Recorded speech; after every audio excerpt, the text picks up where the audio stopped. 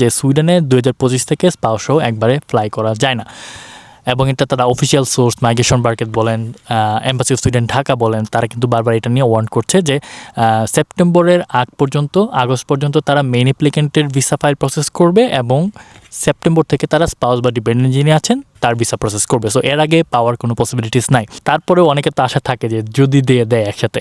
So এই জন্যই আর কি উনি আমাকে নক করেছিলেন, এবং ওনার এজেন্সি ওনাকে বলছে যে একসাথে পাওয়ার পসিবিলিটিস আছে। যেহেতু বায়োমেট্রিকের কল পেয়েছেন, এই জিনিসটাকেও অনেক এজেন্সি ক্যাশ করতেছে যে আমাদের দিয়ে অ্যাপ্লাই করেছেন বলেই এখন আগে বায়োমেট্রিকের কল পেয়েছেন, অন্য কেউ কিন্তু পায় নাই।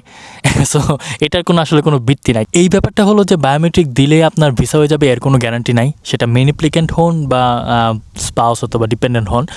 কারণ বায়োমেট্রিক হলো সুইডেনে ভিসা অ্যাপ্লিকেশনের ক্ষেত্রে একটা প্রসেস, এবং 90% মানুষেরই বায়োমেট্রিক হয় যারা ভিসা অ্যাপ্লাই করেন। সো খুবই কম আছেন যারা হলো যে বায়োমেট্রিক আগে ভিসা রিজেক্ট করে দেয়। সো অনেকেই আসলে ধরে নেন যে বায়োমেট্রিক হয়েছে মানে আমার ভিসা হওয়ার পসিবিলিটিস আছে।